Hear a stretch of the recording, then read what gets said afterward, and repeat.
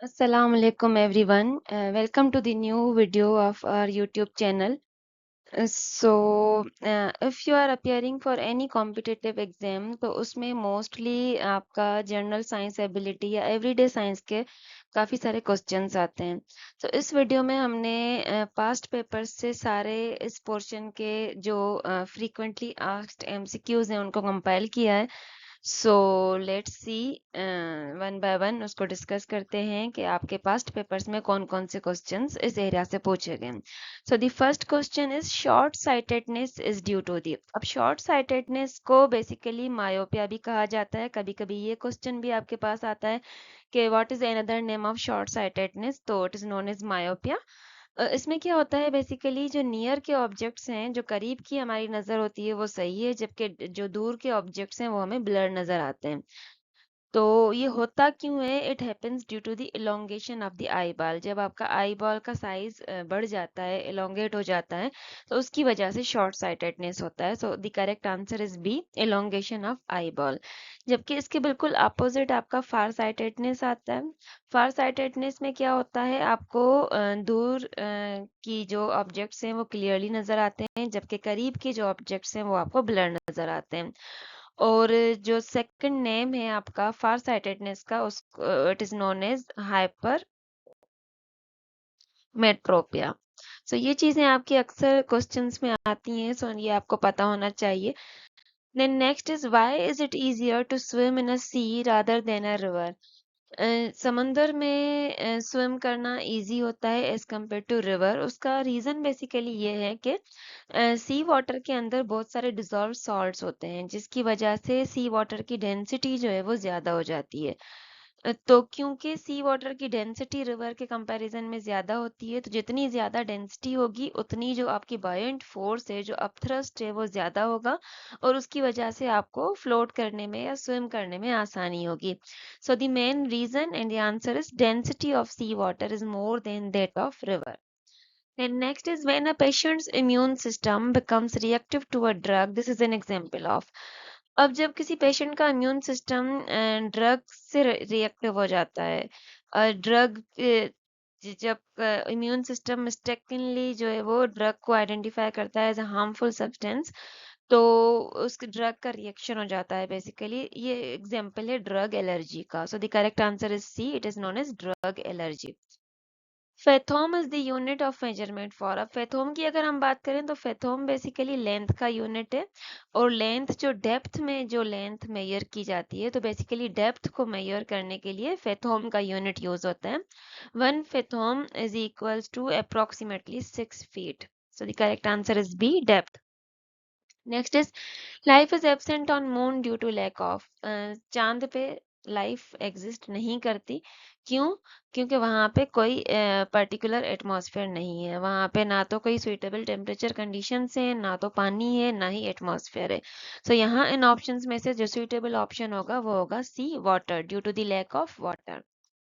What is viticulture? तो basically grapes की cultivation को विटीकल्चर कहा जाता है। So correct answer is A. और दूसरा भी हमारे पास कभी कभी एग्जाम्स में क्वेश्चन आ जाता है, हॉर्टिकल्चर। What is horticulture? तो सिंपली जो cultivation of fruits, vegetables, crops and flowers, उसको हॉर्टिकल्चर कहा जाता है।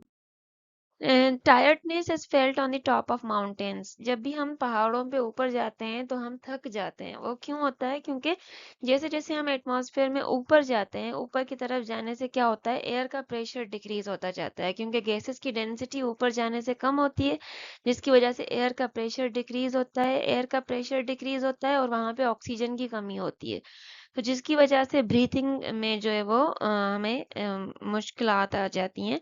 तो बॉडी को कम ऑक्सीजन मिलता है, बॉडी में एनर्जी की प्रोडक्शन डिक्रीज हो जाती है, जिसकी वजह से वहां पे आपको थकावट महसूस होती है।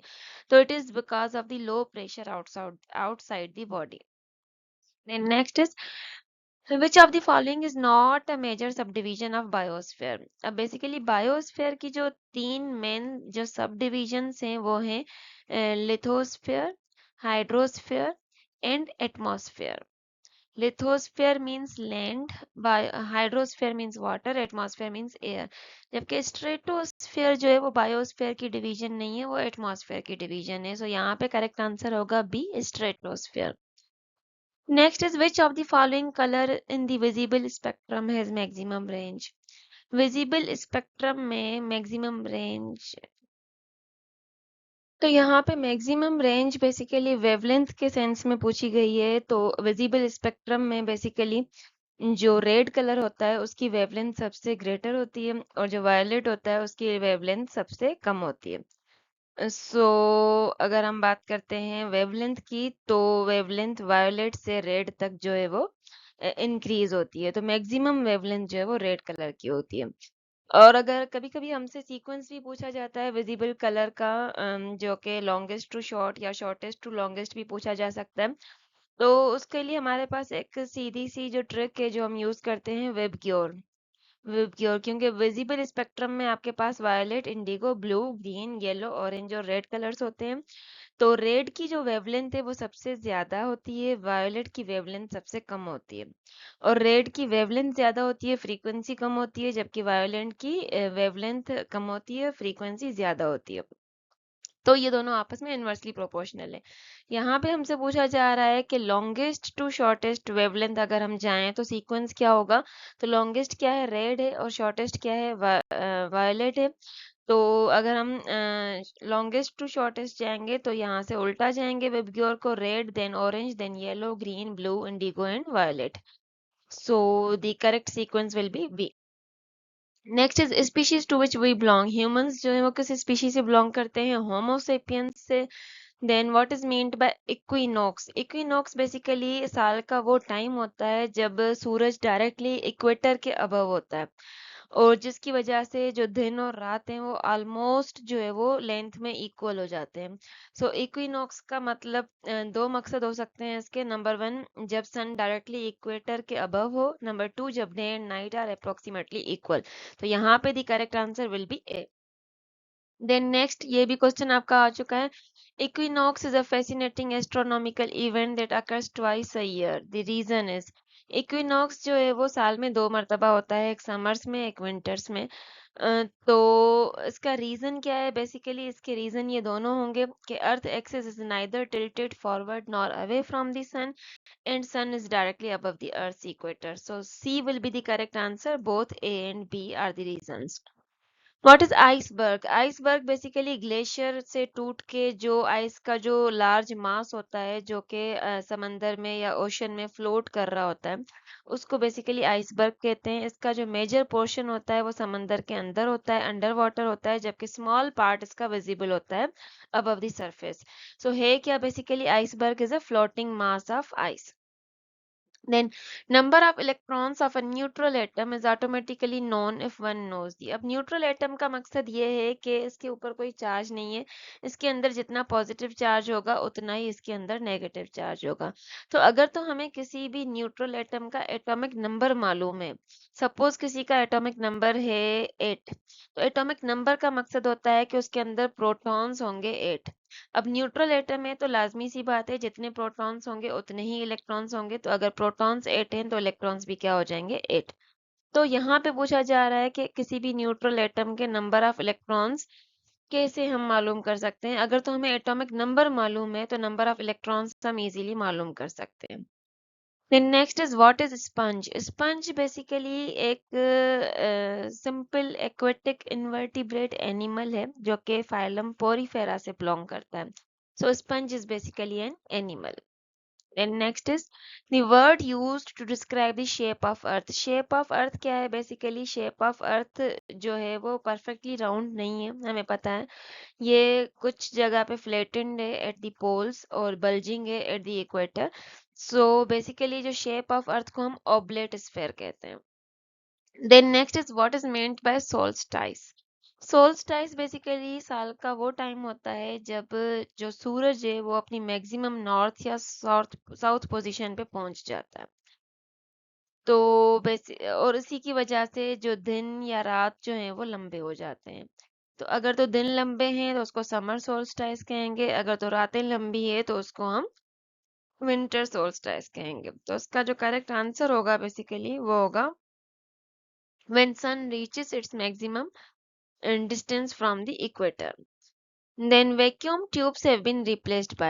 अब इलेक्ट्रॉनिक्स में बेसिकली वैक्यूम ट्यूब्स यूज की जाती थी अर्ली डेज में for amplification and switching purpose. अब उनको रिप्लेस किया गया है ट्रांजिस्टर से, क्योंकि ये फास्ट होते हैं, मोर रिलायबल होते हैं, स्मॉल होते हैं और लेस पावर कंज्यूम करते हैं। So vacuum tubes have been replaced by transistors. Then we have radiant energy of the sun is transmitted in the form of. अब सन से जो इलेक्ट्रोमैग्नेटिक रेडिएशंस आती हैं बेसिकली वो शॉर्ट वेवलेंथ रेडिएशंस होती हैं, जैसे कि विजिबल लाइट हो गई, यूवी लाइट हो गई and some times infrared radiations होती हैं। तो ये सारी शॉर्ट वेवलेंथ रेडिएशंस हैं। तो radiant energy of the sun जो they are transmitted in the form of short waves basically. Then a greenish yellow color is seen on a boiled egg. जब भी किसी एग को बॉयल किया जाता है तो समटाइम्स उसके ऊपर हमें ग्रीनिश येलो कलर दिखाई देता है। तो ग्रीनिश येलो कलर बेसिकली क्या होता है कि आपके एग के अंदर जो सल्फर होता है, सल्फर और आयरन का जो आपस में रिएक्शन होता है और सल्फर आयरन सल्फाइड या कोई दूसरा आयरन का कंपाउंड बनता है basically. So the formation of some iron compounds की वजह से ग्रीनिश येलो कलर दिखाई देता है। Then digestion of food is completed in digestion. जो भी खाना वाना हम खाते हैं उसकी जो डाइजेशन कंप्लीटली डाइजेशन जो कंप्लीट होती है वो स्मॉल इंटेस्टाइन में जाकर कंप्लीट होती है। Then next is diabetes could be classified into how many types? Diabetes की basic जो classification है, it is classified into two types, type 1 diabetes and type 2 diabetes. Diabetes mellitus is the disease of diabetes mellitus basically किस organ की disease है? तो जब pancreas जो है वो इनफ इंसुलिन प्रोड्यूस नहीं कर पाता तो फिर डायबिटीज मेलाइटस की बीमारी होती है। अ, तो बेसिकली अगर इसको हम पूछा जाता है कि किस ऑर्गन की डिजीज है तो it is a disease of pancreas basically. Then which of the following is not a fat soluble vitamin. अब हमारे पास दो टाइप्स ऑफ विटामिन होते हैं, एक वाटर सॉल्युबल एक फैट सॉल्युबल। सिंपल ट्रिक हमारे पास यही है, एडिक एडिक जो हैं विटामिन ये सारे फैट सॉल्युबल होंगे, बाकी बचा बी एंड सी, बी की जो भी टाइप्स होंगी वो सारे आपके वाटर सॉल्युबल हैं, सी भी आपका वाटर सॉल्युबल है, जबकि एडेक जो है वो सारे फेट सॉल्युबल है। अब यहाँ पे पूछा जा रहा है कि कौन सा फेट सॉल्युबल विटामिन नहीं है। ए डी एंड ई ये तीनों फेट सॉल्युबल हैं, जबकि B vitamin B is water soluble. So correct answer will be B. A kilogram is equal or nearest to pound. A kilogram is approximately equals to 2.2 pounds. एक kilogram approximately 2.2 pounds के बराबर होता है। So the correct answer is B. Instrument that measures air pressure, वो कौन सा instrument है जो एयर के प्रेशर को मेजर करता है? तो barometer is an instrument that measures the air pressure, जबकि इलेक्ट्रोमीटर जो है वो मिल्क की डेंसिटी को मेजर करता है, थर्मोमीटर टेम्परेचर को मेजर करता है और हाइग्रोमीटर जो है वो ह्यूमिडिटी को मेजर करता है। सो यहाँ पे पूछा जा रहा है कि एयर प्रेशर कौन सा इंस्ट्रूमेंट मेजर करता है, तो वो barometer. Then water loss from leaves through stomata. Plants में लीव्स के ऊपर जो लीव्स पर जो स्टोमेटा होते हैं वहां से जो लॉस ऑफ वाटर वेपर्स होता है उस प्रोसेस को बेसिकली ट्रांसपायरेशन कहा जाता है। So B is the correct answer here. Then boiling of an egg is a change which is. अब हमारे पास बेसिकली दो तरह के चेंजेस होते हैं, एक होता है हमारे पास फिजिकल चेंज, एक केमिकल चेंज। फिजिकल चेंज में बेसिकली कोई नया सब्सटेंस नहीं बनता, उसको हम रिवर्स भी कर सकते हैं, जबकि केमिकल चेंज में एक नया सब्सटेंस प्रोड्यूस होता है, न्यू सॉलिड स्ट्रक्चर बनता है जिसको हम रिवर्स बैक नहीं कर सकते। तो जब एग को हम बॉयल करते हैं तो उसके अंदर जो प्रोटीन्स होते हैं वो डीनेचर हो जाते हैं, कोगुलेट हो जाते हैं जब उसको हम हीट करते हैं, और उसको फिर हम दोबारा रिवर्स नहीं कर सकते। सो boiling of an egg is basically a chemical change. Then next is bandwidth is usually measured in.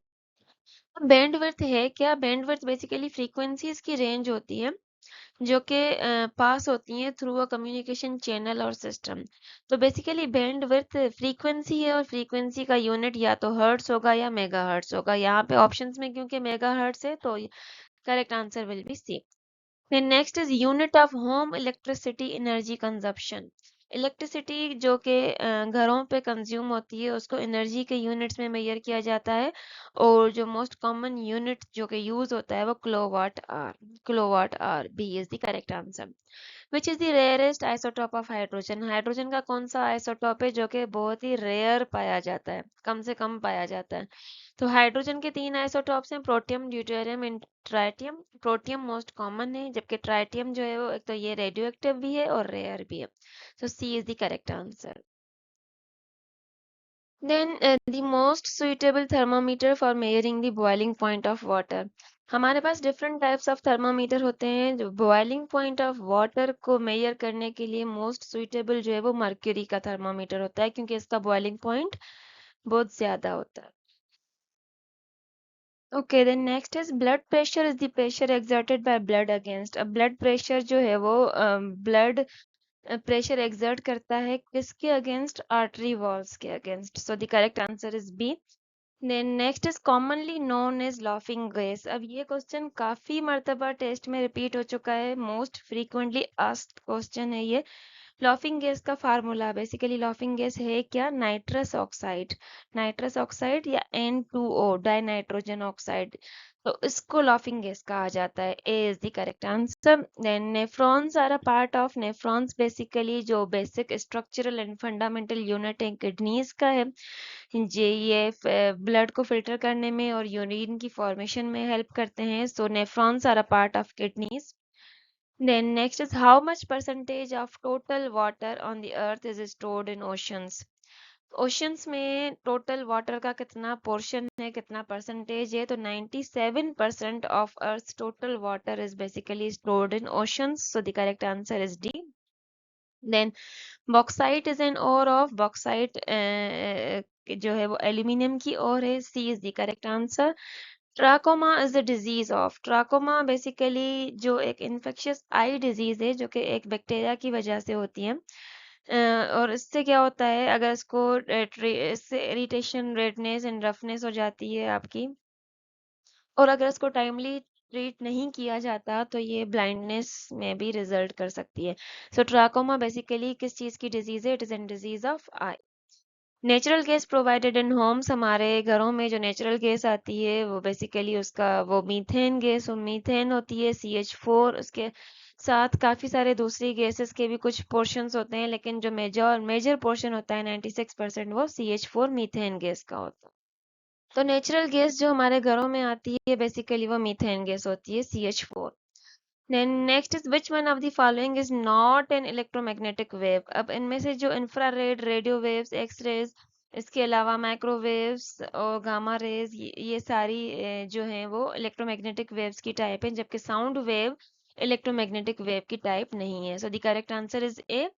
Then natural fertilizers are also known as. Natural fertilizers को ऑर्गेनिक फर्टिलाइजर्स कहा जाता है, जो कि प्लांट और एनिमल के वेस्ट से लिए जाते हैं। और इससे क्या होता है, सॉइल की फर्टिलिटी जो है वो इम्प्रूव होती है। तो ऑर्गेनिक फर्टिलाइजर्स को नेचुरल फर्टिलाइजर्स कहा जाता है। Metal which is liquid at room temperature. Metals जो हैं वो तकरीबन सॉलिड होते हैं। काफी जो मेजॉरिटी मेटल्स की है वो सॉलिड ही होते हैं। सिर्फ एक ही मेटल है जो कि रूम टेम्परेचर पे लिक्विड फॉर्म में एग्जिस्ट करता है, और वो मर्क्यूरी है।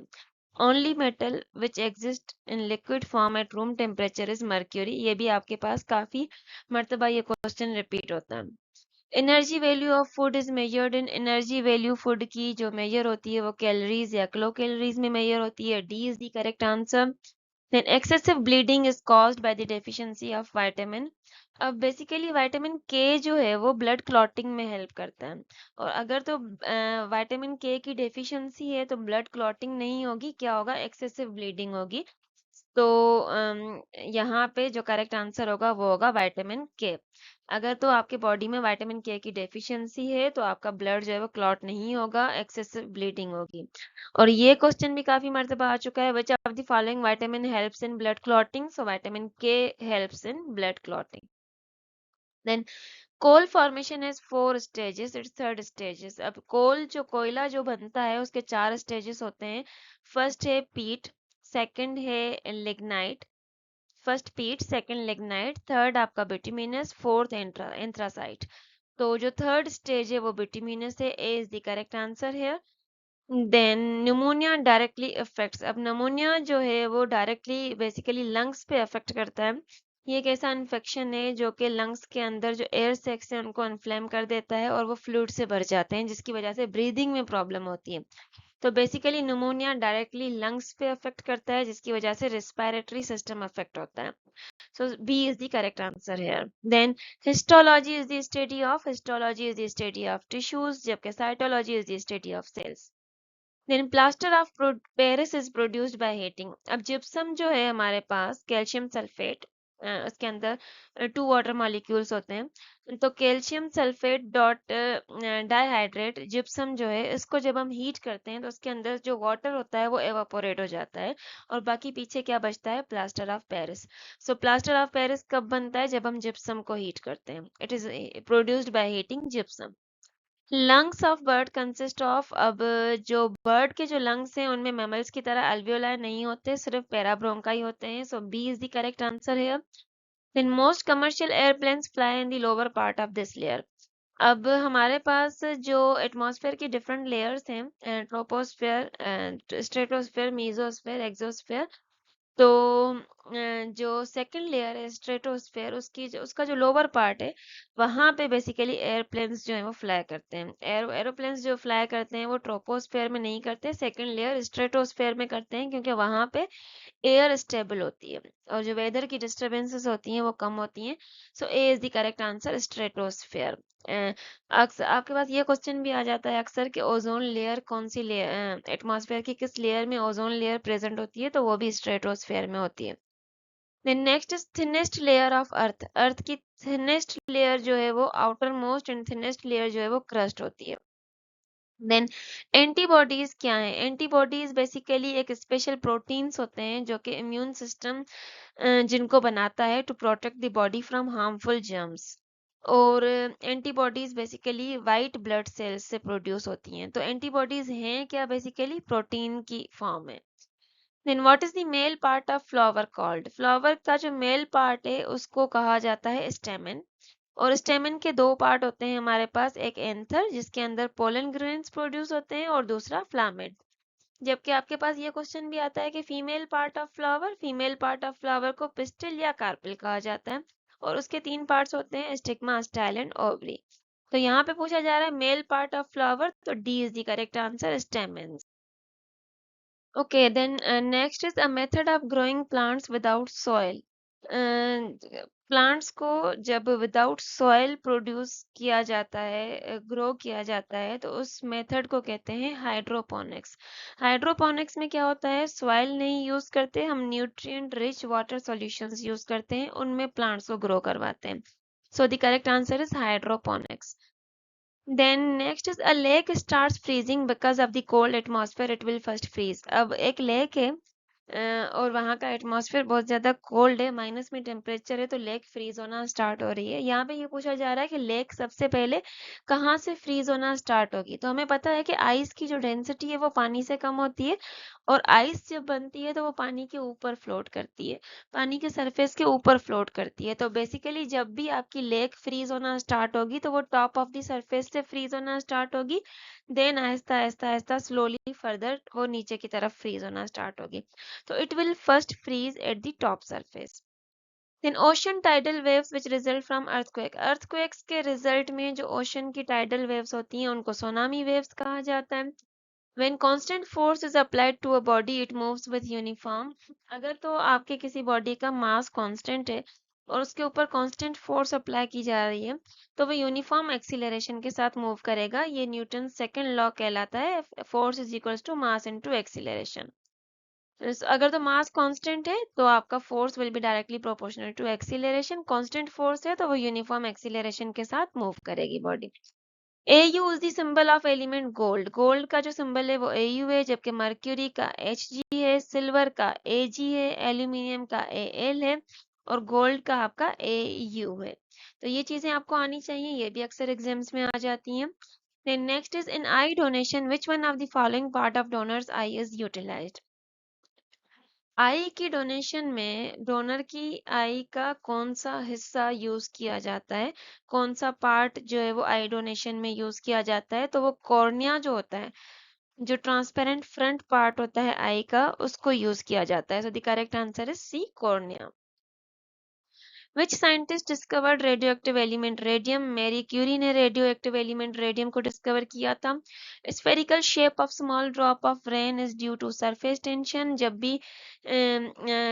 भी कहीं से भी जो freely falling drop होता है liquid का, वो स्फेयर की शेप में होता है, वो सरफेस टेंशन की वजह से होता है, क्योंकि सरफेस टेंशन क्या करता है, सरफेस के एरिया को रिड्यूस करता है। तो यहाँ पे करेक्ट आंसर होगा B, surface tension. Monsoons are name of, basically monsoons तो सीजनल विंड्स हैं, लेकिन इनको जो क्लासिफाई किया गया है वो वेदर के फिनोमिना में क्लासिफाई किया गया है, तो monsoon are basically weather. Name of part of eye on which images are focused. तो रेटिना जो है उसके ऊपर इमेज जो है वो फॉर्म्ड होती है और फोकस होती है। So the correct answer is retina A. Then next is AIDS virus is called. AIDS जो है वो HIV वायरस से होता है। HIV का फुल फॉर्म होगा ह्यूमन इम्यूनो डेफिशिएंसी वायरस। और एड्स का जो फुल फॉर्म, ये भी कभी कभी पूछा जाता है, ये होगा आपका अक्वायर्ड इम्यूनो डेफिशिएंसी सिंड्रोम। ये किस चीज की वजह से होता है, ये ह्यूमन इम्यूनो डेफिशिएंसी वायरस की वजह से होता है, जो which is commonly abbreviated is HIV।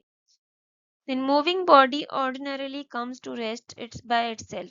कोई भी बॉडी है जो मूव कर रही है वो खुद ब खुद रेस्ट पे आ जाती है। क्यों? क्योंकि because of the force of friction.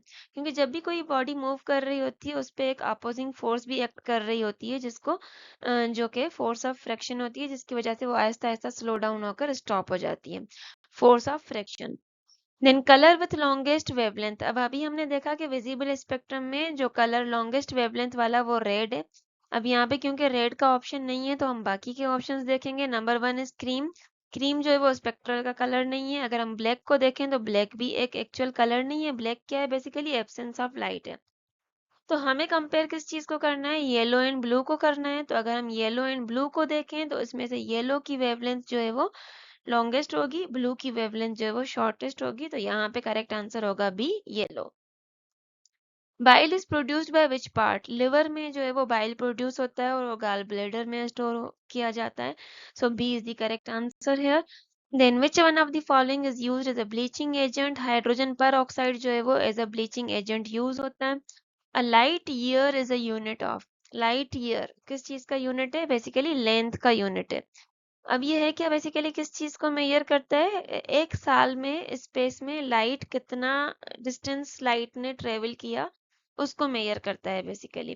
तो जब ज्यादा लार्ज डिस्टेंसेस को मेजर करना हो इन स्टार्स एंड गैलेक्सीज, तो जो यूनिट यूज होता है लेंथ का वो लाइट ईयर यूज होता है। और जब हमें बिल्कुल स्मॉल डिस्टेंसेस मेजर करने होते हैं तो लेंथ का एंगस्ट्रॉम यूनिट जो है वो यूज होता है। एंगस्ट्रॉम भी लेंथ का यूनिट है और 1 एंगस्ट्रॉम जो है वो 10⁻⁻10 मीटर्स के बराबर होता है। जब एटॉमिक एंड मॉलिक्यूलर लेवल पे हमें डिस्टेंस मेजर करना होता है तो एंगस्ट्रॉम यूज करते हैं। Light from sun reaches earth in approximately. सूरज से अर्थ तक लाइट जो है वो अराउंड 8 मिनट्स इन 20 सेकेंड्स में पहुंचती है। So B is the correct answer. Most abundant element in the universe is hydrogen. Then digestion of fats in intestine। अब जो फैट्स की जो डाइजेशन होती है इंटेस्टाइन में होती है और उस प्रोसेस को कहते हैं इमल्सिफिकेशन। जब भी फैट्स ब्रेक डाउन होते हैं इंटेस्टाइन में और डाइजेस्ट होते हैं, उस प्रोसेस को इमल्सिफिकेशन कहा जाता है। Which property of water causes it to rise in a tube. जब भी वाटर नैरो ट्यूब्स या स्पेसेस में राइज होता है तो उसको कैपिलरी एक्शन कहा जाता है। Then sensitive layer of the eye is the retina, of course। Retina के अंदर light sensitive sales, rods and cones present होते हैं। ये लाइट को डिटेक्ट करके इमेज को फॉर्म करते हैं। तो retina is the sensitive layer of the I. Dry ice किसको कहते हैं? सॉलिड कार्बन डाइऑक्साइड को ड्राई आइस कहा जाता है। Bodies which usually fall from the sky on the earth, अक्सर हमने देखा है टूटे हुए तारे या कोई और चीज जो आसमान में हमें चमकती हुई नजर आती है, तो बेसिकली स्पेस से एक्सटर्नल बॉडीज जो अर्थ की तरफ आती हैं उनको मेटेरॉइड्स कहा जाता है। जब अर्थ में एंटर होती हैं वो तो आते ही बर्न हो जाती हैं और वो मेटियोर्स में कन्वर्ट हो जाती हैं, और वो हमें फिर स्पार्क की फॉर्म में, शूटिंग स्टार्स के फॉर्म में नजर आते हैं। तो अर्थ के एटमॉस्फेयर में एंटर होने से पहले उनको मेटेरॉइड कहा जाता है, जब वो अर्थ के एटमॉस्फेयर में एंटर हो जाते हैं तो उनको मेटियोर्स कहा जाता है। So B is the correct answer. Then which device converts chemical energy into electrical energy? Cell या बैटरी? बैटरी या सेल? ये क्या करता है? ये इलेक्ट्रिसिटी प्रोड्यूस करता है through chemical reaction, chemical energy को इलेक्ट्रिकल एनर्जी में कन्वर्ट करता है, और ये सर्किट्स में यूज होता है basically. Smoke is an example of, अब स्मोक जो है बेसिकली, स्मोक एयर के अंदर जब tiny tiny tiny solid particles disperse हो जाते हैं तो वो स्मोक प्रोड्यूस करते हैं। तो स्मोक क्या हुआ? बेसिकली सॉलिड डिस्पर्स्ड इन गैस।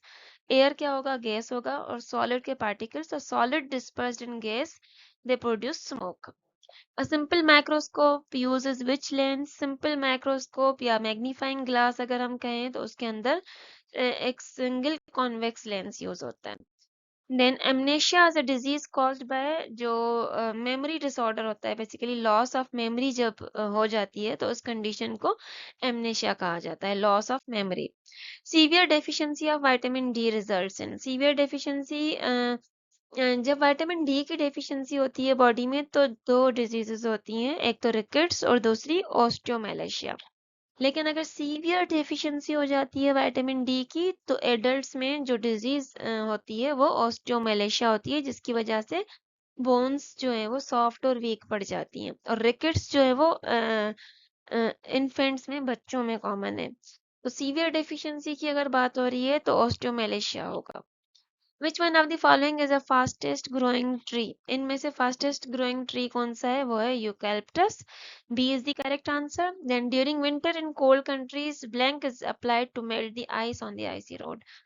जो बहुत ज्यादा कोल्ड कंट्रीज होते हैं जहाँ पे बर्फ पड़ती है वहां पे रास्तों पर बर्फ जम जाती है, तो उसको मेल्ट करने के लिए क्या होता है, नमक को उसके ऊपर छिड़का जाता है, क्योंकि नमक या सॉल्ट क्या करता है, बेसिकली वाटर की फ्रीजिंग पॉइंट को डिक्रीज कर देता है, जिसकी वजह से आइस जो है वो लो टेम्परेचर्स पे भी मेल्ट हो जाती है।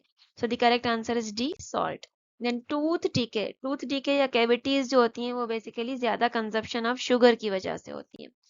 Artificial rearing of honey, artificial rearing of honey को एपीकल्चर कहा जाता है, जबकि सेरीकल्चर जो है वो जब सिल्क वॉर्म्स की कल्टीवेशन की जाती है सिल्क को प्रोड्यूस करने के लिए, उसको सेरीकल्चर कहा जाता है, लेकिन जब हनी की आर्टिफिशियल रेयरिंग होती है उसको एपीकल्चर कहा जाता है।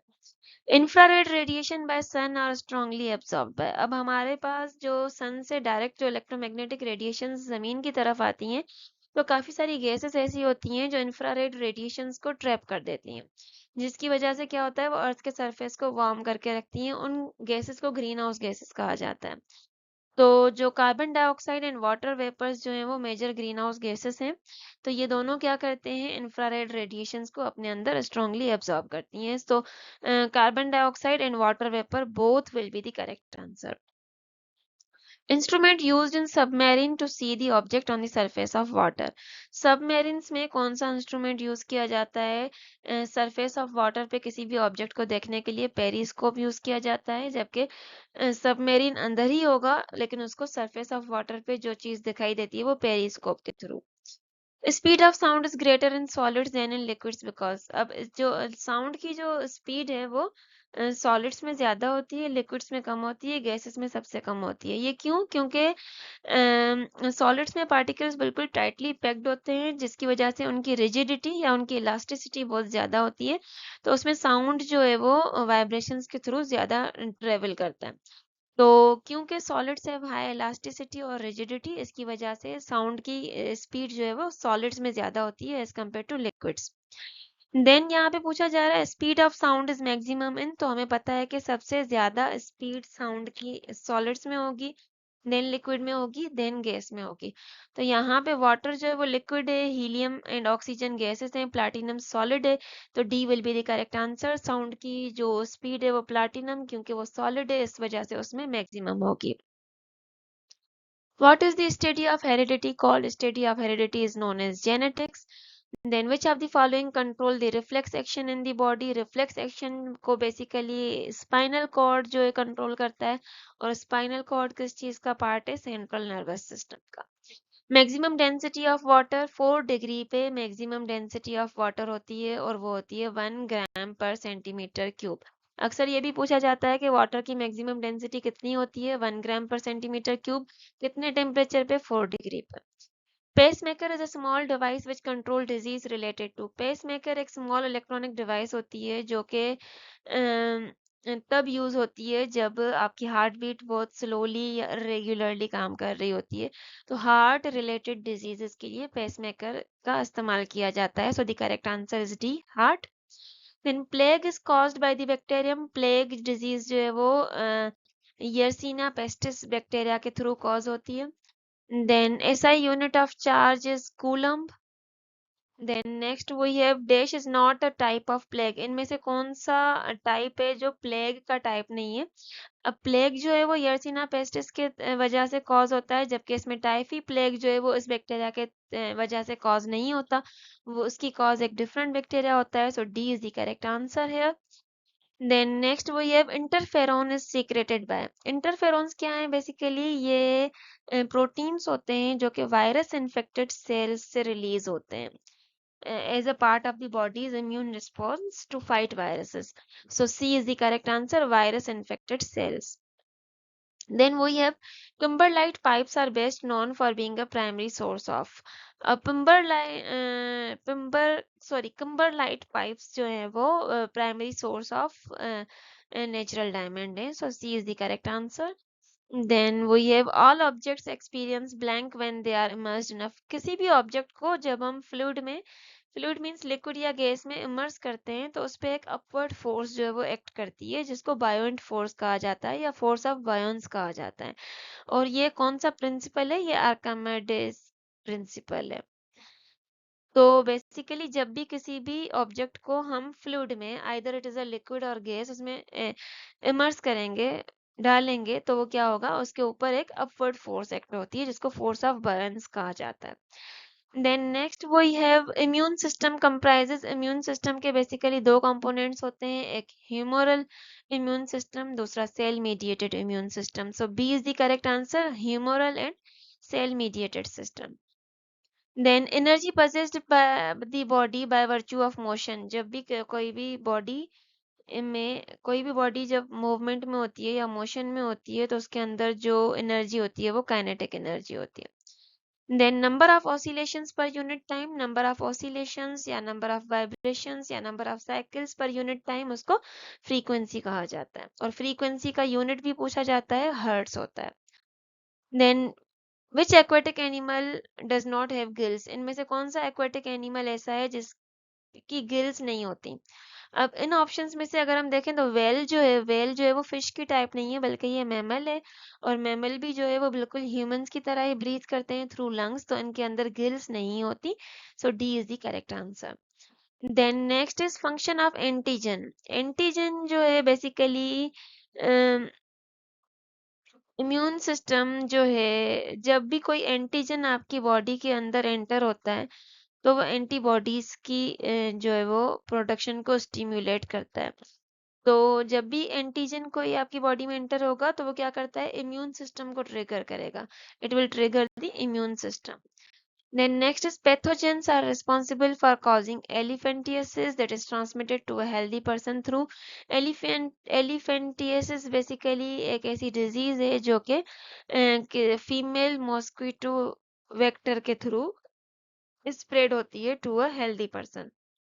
So B, female mosquito vector is the correct answer. Then tiny seed-like structures on the outside of strawberry।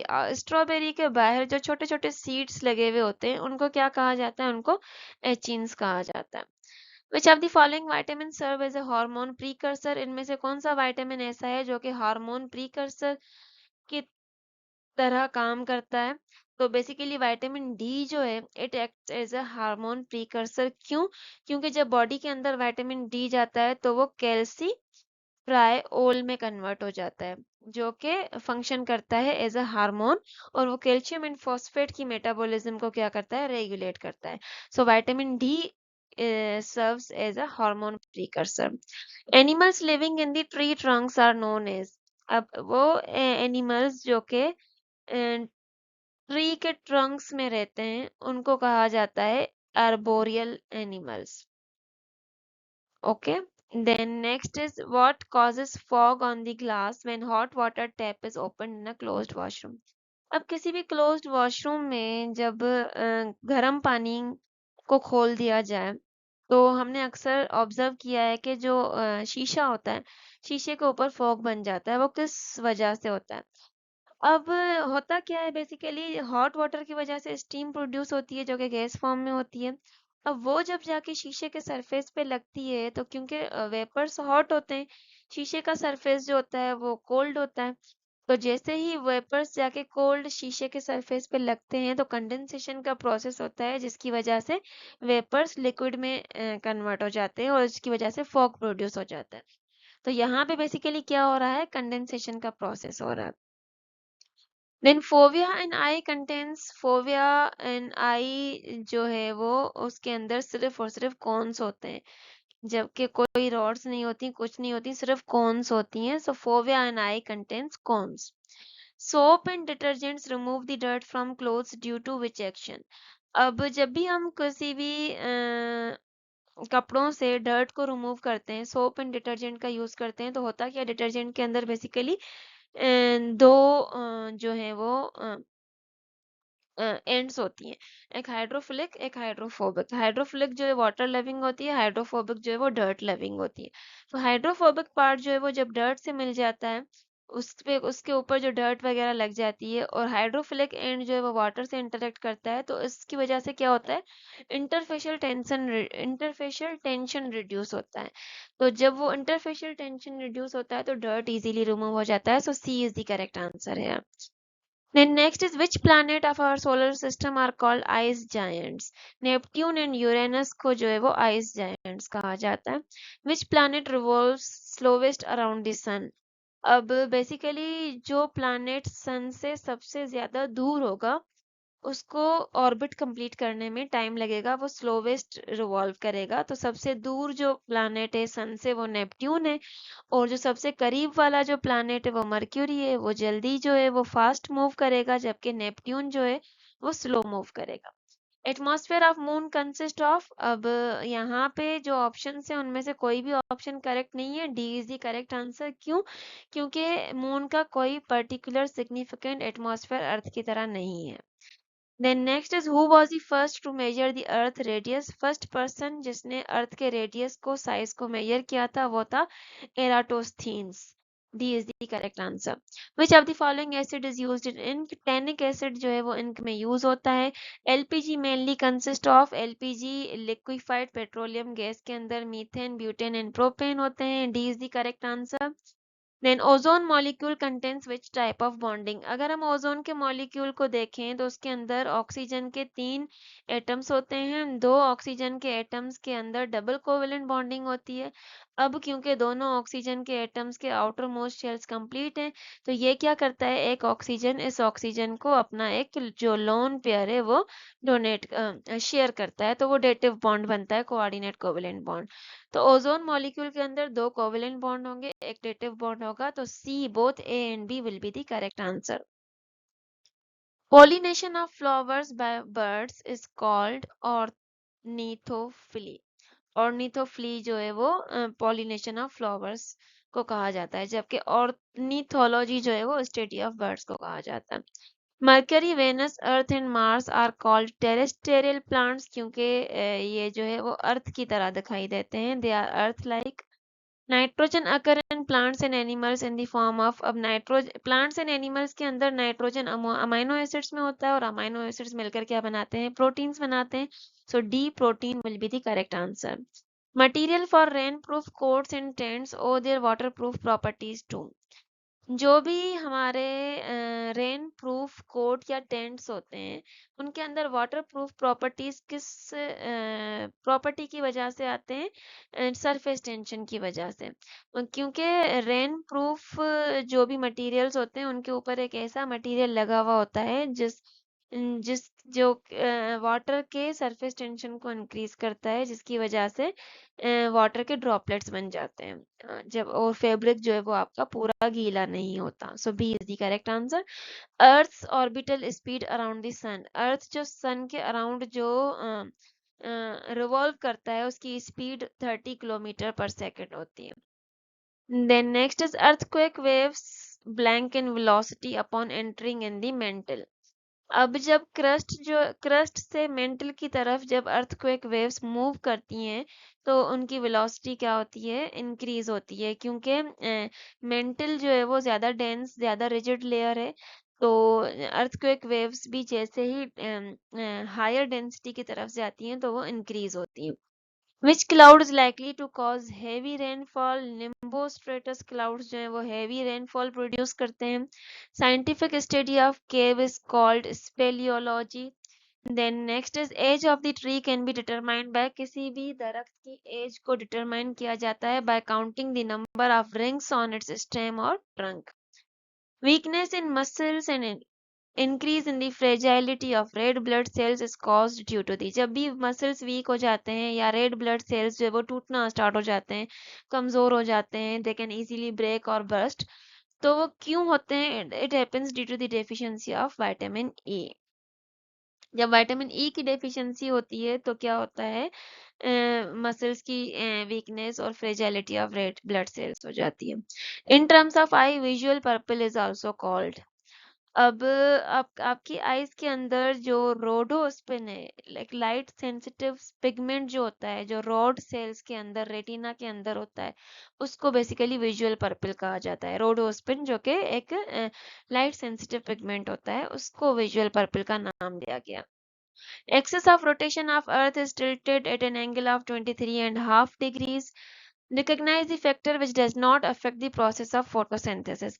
अब इनमें से अगर हम देखें तो carbon dioxide, oxygen, water and light, तो इनमें से carbon dioxide, water and light जो हैं ये फोटोसिंथेसिस पे अफेक्ट करते हैं, जबकि ऑक्सीजन जो है वो फोटोसिंथेसिस प्रोसेस के रिजल्ट में ऐसे बाय प्रोडक्ट प्रोड्यूस होता है, तो ये बेसिकली फोटोसिंथेसिस के प्रोसेस को अफेक्ट नहीं करता। So B oxygen will be the correct answer.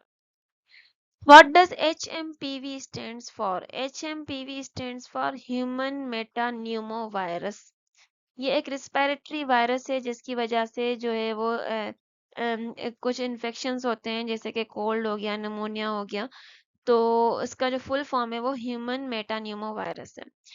Gregor Mendel is known as father of genetics. Then which of these are involved in clotting of blood? Clotting of blood जो है वो platelets की वजह से होता है। Platelets are involved in the clotting of blood. Platelets को जो दूसरा नाम दिया गया है वो thrombocytes कहा जाता है। ये भी अक्सर आपसे पूछा जाता है कि what is another name of platelets? Thrombocytes. They are involved in clotting of blood. Where chemical digestion of proteins start? अब जो भी हम खाना खाते हैं तो प्रोटीन्स कहाँ जाके डाइजेस्ट होना स्टार्ट होते हैं? तो प्रोटीन्स की जो डाइजेशन है बेसिकली वो स्टमक में स्टार्ट होती है, क्योंकि वहां पे क्या होता है? गैस्ट्रिक जूस होता है। गैस्ट्रिक जूस के अंदर दो चीजें होती है, एक आपका HCl होता है, दूसरा आपका पेप्सिनोजेन होता है। पेप्सिनोजेन क्या करता है? पेप्सिन में कन्वर्ट होता है, और पेप्सिन क्या करता है? प्रोटीन्स को ब्रेक डाउन करता है। तो बेसिकली प्रोटीन्स की जो डाइजेशन स्टार्ट होती है वो कहाँ पे होती है? स्टमक में।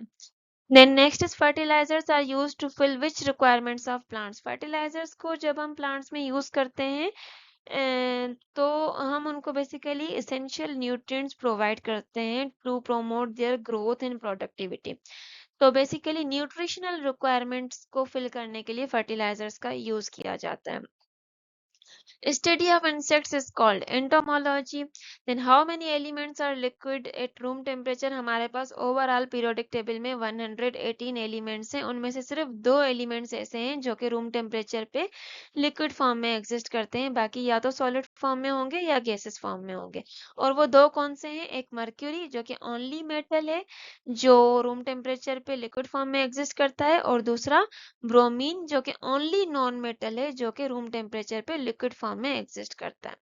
ब्रोमीन नॉन मेटल है, मर्क्यूरी मेटल है, ये दोनों रूम टेम्परेचर पे लिक्विड फॉर्म में एग्जिस्ट करते हैं। Force per unit area is called pressure. Pressure का फार्मूला है force upon area. So correct answer is D, pressure. Which gas among the following is a major greenhouse gas? इन सब options में से जो major greenhouse gas जो है वो कार्बन डाइऑक्साइड है। ये अर्थ के एटमॉस्फेयर में जो है वो ज्यादा से ज्यादा हीट को अपने अंदर ट्रैप करके ग्लोबल वार्मिंग और क्लाइमेट चेंजेस को प्रोड्यूस कर रहा होता है। Which of the following gas is mainly responsible for ozone layer depletion? Stratosphere में जो ओजोन लेयर प्रेजेंट है वो आहिस्ता आहिस्ता डिप्लीट हो रही है। क्यों? Due to the use of chlorofluorocarbons. Chlorofluorocarbons में जो क्लोरीन के एटम्स हैं वो जाकर ओजोन के मॉलिक्यूल्स को ब्रेक डाउन करते हैं। Then emission of chlorofluorocarbons in atmosphere destroys। अब सेम वही क्वेश्चन है, दोबारा पूछा गया था किसी और एग्जाम में। तो क्लोरोफ्लोरोकार्बन एटमॉस्फेयर में किस चीज को डिस्ट्रॉय कर रहे हैं? ओजोन लेयर को डिस्ट्रॉय कर रहे हैं। At higher altitude temperature and density of the air are. जैसे जैसे हम एल्टीट्यूड में, हाइट में ऊपर जाते हैं एटमॉस्फेयर में, तो टेम्परेचर डिक्रीज होना स्टार्ट होता है और गैसेस की डेंसिटीज भी कम होना स्टार्ट होती हैं, तो बोथ आर लोअर। डेंसिटी और टेम्परेचर दोनों हायर एल्टीट्यूड पे कम हो जाते हैं। और normal body temperature is basically, अगर हम सेंटीग्रेड में देखें तो 37 डिग्री, और उसको अगर हम फ़ारेनहाइट में देखें तो 98.6 डिग्री फ़ारेनहाइट। ये हमारा normal body temperature. Deficiency of vitamin A results in night blindness. Deficiency of what causes loss of appetite and poor growth? Loss of appetite, poor growth जो है वो जिंक की डेफिशिएंसी की वजह से होता है। Then in process of sublimation what happens? Sublimation एक ऐसा प्रोसेस है जिसमें आपका कोई भी सॉलिड है जो, जिसको अगर हम हीट करें तो ये डायरेक्ट गैस फॉर्म में कन्वर्ट हो जाए, लिक्विड में कन्वर्ट ना हो, डायरेक्टली गैस में कन्वर्ट हो, इस प्रोसेस को हम सब्लिमेशन कहते हैं। Solid turns into gas. Okay, sensitive layer of the eye. इनमें से सेंसिटिव लेयर आई की कौन सी है? It is retina. Retina is the sensitive layer of the eye which contains light sensitive cells that are rods and cones. It is the total number of bones in an adult human being. Adult human being में total जो है वो 206 bones present होती हैं, and जबकि new born infant में जो है वो अराउंड 270 टू 300 बोन्स प्रेजेंट होती हैं, जो कि आगे जाके मर्ज होकर 206 बोन्स हो जाती हैं एडल्टहुड में। Then next is meningitis is a disease which affects us. meningitis basically एक सीरियस ब्रेन की डिजीज है, जिससे क्या होता है, brain and spinal cord inflamed हो जाते हैं। So it is a disease of brain. Audible range of normal human ear. Normal human ear की जो ऑडिबल रेंज है वो 20 हर्ट्ज टू 20 किलो हर्ट्ज है। White blood cells are also known as leukocytes. White blood cells को leukocytes कहा जाता है, जबकि अगर हम रेड ब्लड सेल्स की बात करें तो उनको एरिथ्रोसाइट्स कहा जाता है, और जो प्लेटिलेट्स को थ्रोम्बोसाइट्स कहा जाता है। Main function of white blood cells is to protect the body by fighting against infections. White blood cells क्या करते हैं? बॉडी में इन्फेक्शंस के अगेंस्ट फाइट करते हैं। They destroy bacteria, virus and other harmful microorganisms. तो correct answer is C, fight infections. White blood cells are produced in, अब जो भी ब्लड सेल्स हैं बेसिकली बोन मैरो में ही प्रोड्यूस होते हैं, भले वो रेड ब्लड सेल्स हों, वाइट ब्लड सेल्स हों या प्लेटिलेट्स हों, ये सारे जो हैं वो बोन मैरो में प्रोड्यूस होते हैं। Average life span of red blood sales, जो रेड ब्लड सेल्स की जो एवरेज लाइफ स्पेन होती है 120 डेज होती है, जो कि वाइट ब्लड सेल्स से ज्यादा होती है। वाइट ब्लड सेल्स की लाइफ स्पेन कम होती है। which can be measured by an odometer. odometer basically एक डिवाइस यूज होती है व्हीकल्स में, जो कि टोटल डिस्टेंस ट्रेवल्ड कितना किया गया है व्हीकल के थ्रू, उसको मेजर करती है। So odometer measures basically distance. Average distance between earth and moon is 384 kilometre. Then largest organ in human with respect to surface area. हमारी बॉडी का जो लार्जेस्ट ऑर्गन है ह्यूमन बॉडी का in terms of surface area and weight, वो skin है। जबकि अगर internal organ की बात करें तो लार्जेस्ट इंटरनल ऑर्गन जो होगा वो लिवर होगा। Sky appears blue because the Earth's atmosphere scatters the blue light. अब होता क्या है, बेसिकली अर्थ का एटमॉस्फेयर जो है वो सनलाइट को स्केटर करता है और ब्लू लाइट सबसे ज़्यादा स्केटर होती है, जिसकी वजह से दिन में आपको जो स्काई है वो ब्लू कलर का नज़र आता है. Then primary function of blood in human body is to transport oxygen and nutrient. Blood क्या करता है बेसिकली ह्यूमन बॉडी में? ऑक्सीजन एंड बाकी के न्यूट्रिएंट्स को ह्यूमन बॉडी में ट्रांसपोर्ट करता है. हेंस ओजोन तो बेसिकली हम ये पहले भी डिस्कस कर चुके हैं कि हमारे एटमॉस्फेयर में जो स्ट्रेटोस्फेयर है उसके अंदर ओजोन लेयर प्रेजेंट होती है. Thank you very much. ये सारे क्वेश्चंस कंपाइल करके आपको एक यूजफुल वीडियो दी गई है जो कि आप किसी भी ऐसे टेस्ट में अपेयर होने जा रहे हैं जहाँ पे एवरीडे साइंस का या जनरल साइंस एबिलिटी का पोर्शन है, तो ये वीडियो आपके लिए बहुत ज़्यादा यूजफुल होगी. चैनल को सब्सक्राइब ज़रूर कीजिएगा और आपके फ्रेंड्स एंड रिश्तेदार जो टेस्ट में अपियर होने जा रहे हैं या तैयारी कर रहे हैं किसी भी कॉम्पिटिटिव एग्जाम की, तो उनके साथ इस वीडियो को शेयर करना नहीं भूलिएगा. Thank you very much. आपकी कोई भी क्वेरीज हो, कोई भी सजेशंस हो, आप कमेंट बॉक्स में मैसेज टाइप कर सकते हैं. Thank you very much. अल्लाह हाफिज. मिलते हैं अपनी अगली वीडियो में.